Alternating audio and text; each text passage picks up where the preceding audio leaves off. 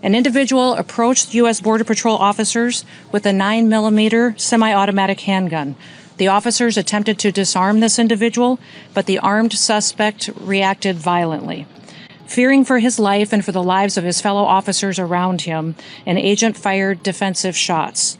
This looks like a situation where an individual arrived at this scene to inflict maximum damage on individuals and to kill law enforcement.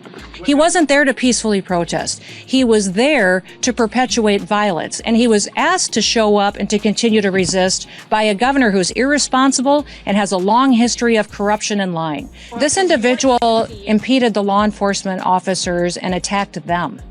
State the facts as they unfolded on the street today. The murder of Alex Pretty by an ICE agent on a Minneapolis street did not occur in isolation.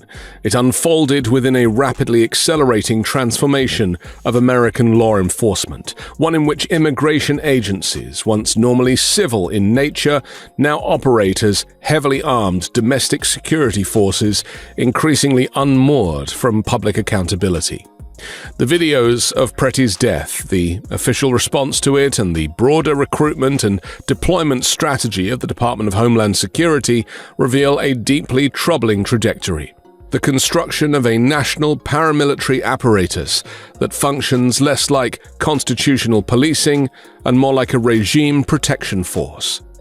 Pretty, a 37-year-old intensive care nurse and U.S. citizen, was shot to death in broad daylight while observing and recording a federal immigration operation. Multiple videos show him holding a phone, not a weapon, retreating from officers, and intervening only to protect another bystander who had been shoved to the ground. Within minutes of his death, federal officials described him as a violent assailant bent on mass murder. The gap between the visual record and the government's narrative was not subtle. It was absolute and rooted in fascism.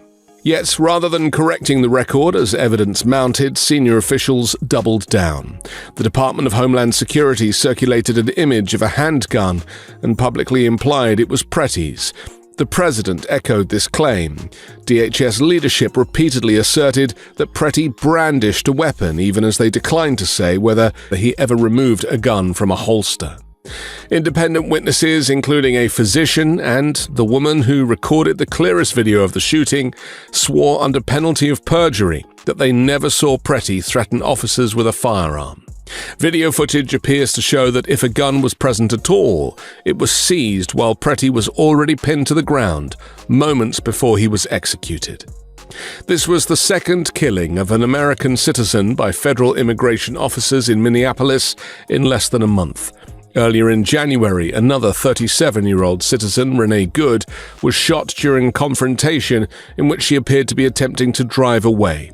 In both cases, officials immediately framed the deaths as necessary acts of self-defense. In both cases, video evidence and eyewitness accounts raised profound doubts.